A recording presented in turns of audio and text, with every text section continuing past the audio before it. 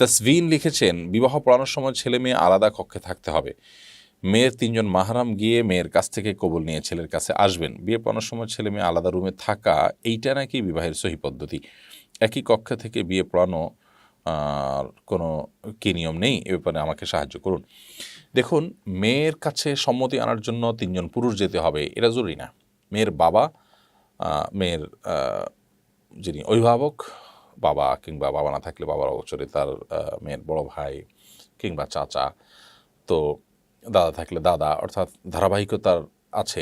সেই ধারাবাহিকতা অনুসারে মেয়ের কোনো অভিভাবক যদি মেয়ের কাছ থেকে বিবাহের অনুমতি নিয়ে আসেন বা মেয়েকে বলেন যে আমি বিবাহ তাহলে পড়াচ্ছি, মেয়ের সেটা নীরবে হোক সরবে হোক কোনোভাবে সম্মতি দিলেন, বিশেষ করে যদি হন তাহলে সেক্ষেত্রে তার চুপচাপ থাকাটাও সম্মতি।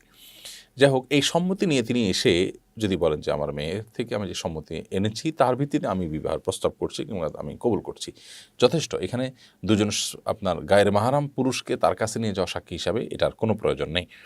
এরপর বিষয় হলো যে একই কক্ষে থাকা না থাকাতে আসলে কিছু আসে যায় না, কিন্তু এটা ঠিক যে আগদ হওয়ার আগ পর্যন্ত তারা স্বামী স্ত্রী নন। অতএব এক কক্ষে যদি তারা দুজন থাকে নির্জনে আর এদিকে আগদর সংগঠন হয় তাহলে সেটা জায়েজ নাই। হ্যাঁ, যদি এমন হয় যে আগদর সংগঠন হচ্ছে ওই মজলিসে মেয়ে আছে কিন্তু পর্দার সাথে আছে, এখানে অন্য পুরুষরা আছে, তাহলে কোনো অসুবিধা নেই। এখানে আলাদা আলাদা কক্ষেই থাকতে হবে এরকম কোনো কথা নেই। বিয়ের মজলিসে তো অন্যান্য সাক্ষীরা থাকবে, তাহলে আলাদা কক্ষের প্রশ্ন করতে গেলে অন্তত ছেলের জন্য। হ্যাঁ, যদি এমন উদ্দেশ্য হয় যে ছেলে বিয়ের মজলিসে থাকবে মেয়ে দূরে থাকতে হবে, একটু সেরকম কোনো বাধ্যবাধকতা নেই।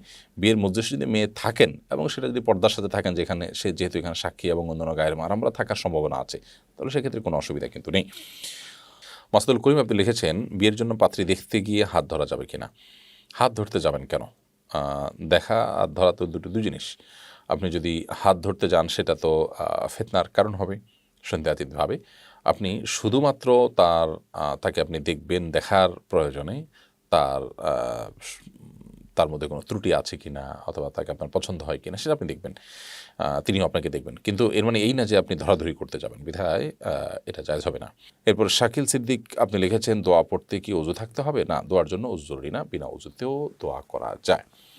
সামিয়া জেরিন আপনি লিখেছেন, নিজ মনে মনে আল্লাহর নামে কসম বা ওয়াদা করার পর যদি ওয়াদার বরখেলাপ ঘটে তাহলে কি গুনাহ হবে? হলে করণীয় কি? মনে মনে আপনার কসম হয় না, মনে মনে ওয়াদা হয় না এবং সেটা ভঙ্গ হলেও কোনো গুনাহ তার জন্য হবে না। আপনি যদি মুখে উচ্চারণ করেন, কারোর সাথে ওয়াদা করেন, আল্লাহ শপথ করেন, তাহলে সেক্ষেত্রে সেটা ভঙ্গ হলে আপনি শপথ ভঙ্গ হলে শপথের কাফারা দিবেন, 10 জন মিসকিনকে খাদ্য কিংবা 3 দিন রোজা রাখবেন।